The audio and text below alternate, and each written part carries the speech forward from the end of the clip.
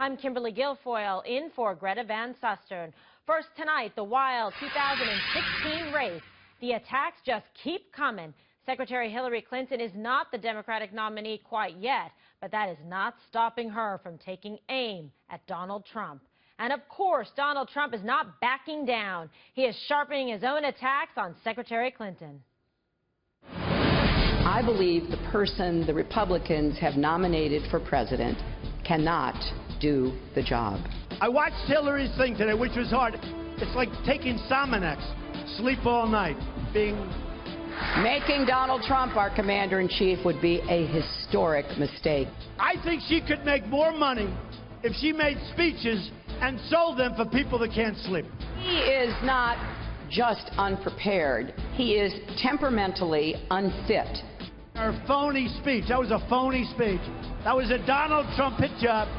I will say this, Hillary Clinton has to go to jail, okay? She has to go to jail. Because it's not hard to imagine Donald Trump leading us into a war just because somebody got under his very thin skin. Lying, crooked Hillary. This is not someone who should ever have the nuclear codes. Because she is a liar. That was a phony hit job. She's guilty as hell. Do we want his finger anywhere near the button? And crooked Hillary said, oh, Donald Trump, his finger on the button. I'm the one that didn't want to go into Iraq, folks. We cannot put the security of our children and grandchildren in Donald Trump's hands. I have read so much about the emails. Folks, honestly, she's guilty as hell. She's guilty as hell. He says he has foreign policy experience because he ran the Miss Universe pageant in Russia. If they do let her get away with it, it will be a big topic of conversation on the campaign trail, I can tell you that, folks. He believes America is weak, an embarrassment. He called our military a disaster. The fact that they even allow her to participate in this race is a disgrace to the United States. It's a disgrace to our nation. Even if I weren't in this race, I'd be doing everything I could to make sure Donald Trump never becomes president. Hillary Clinton hated Obama. Now it's, yes, sir, Mr. President, sir. Yes, sir. What would you like? Do you know why? She doesn't want to go to jail. That's why, folks. And we're just getting started tonight. Batting off, lead off for us tonight, former Speaker of the House Newt Gingrich goes on the record. Always a pleasure to have you here on the record and on Fox. So, wow, just so you know, that was labeled a foreign policy speech by Hillary Clinton. Your thoughts? Well, look, I think you're getting a taste of what the next couple months is going to be like.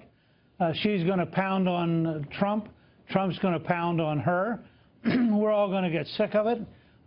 It's unfortunate, but I think that's the direction the campaign is going to go in. There are huge disagreements over legitimate policy.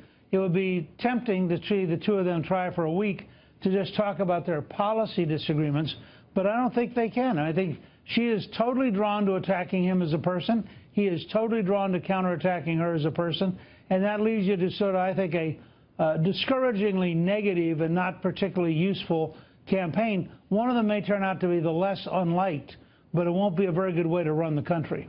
If you were advising Secretary Clinton, what would you have told her to do in that foreign policy speech? Would you say lay out some specifics and stay away from personal attacks?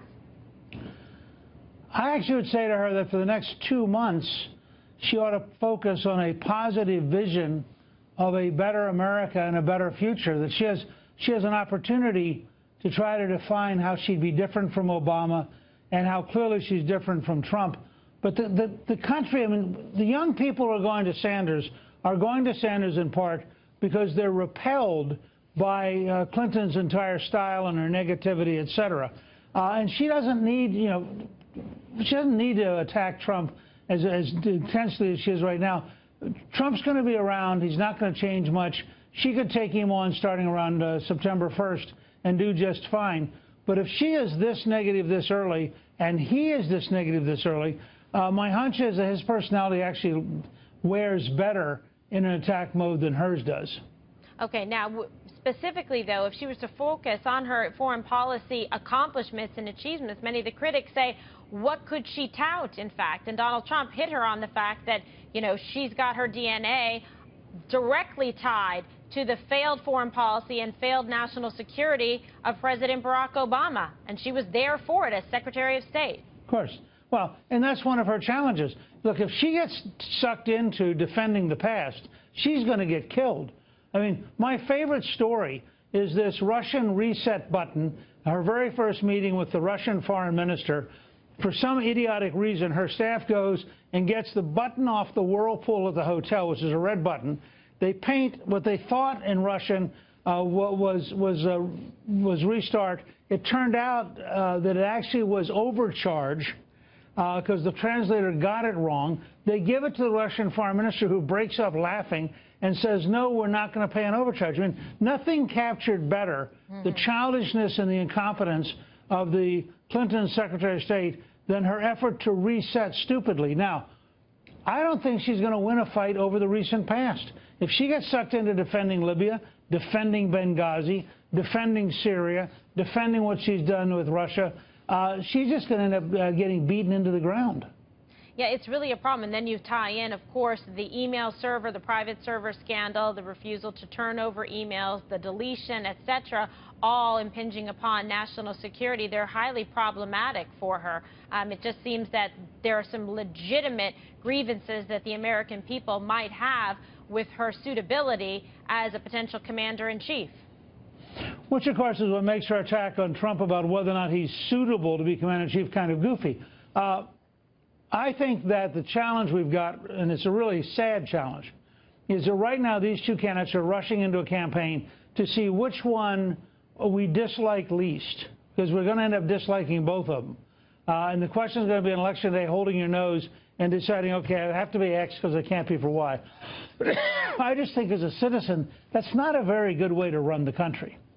No, that's the problem. So they're going a little bit back and forth, but I think this is a good indicator of how things are going to be, you know, going forward. There's a little bit of a taste test about the general election, but a lot more. Yeah. And as you see, of course, the protesters, violence erupting, so emotions are running high, Speaker. That's right. Well, and by the way, if you look at what happened to Governor Walker in Wisconsin, you had better expect left-wing protesters and a certain amount of left-wing intimidation, because when Walker introduced his reforms in February of 2011, they ended up with 100,000 people in Madison. Yeah. Now, Wisconsin's not that big a state. You take that and project it onto the city of Washington, you could imagine in a Trump presidency 1 million people brought in by the unions, and you can imagine over the next few months how hostile some of these outside crowds are going to be, just as happened in San Jose. Okay, well, both sides, I think, need to send a strong message that the violence will not be tolerated. Speaker, always a pleasure to have you. Thanks for joining us tonight. Good to be with you.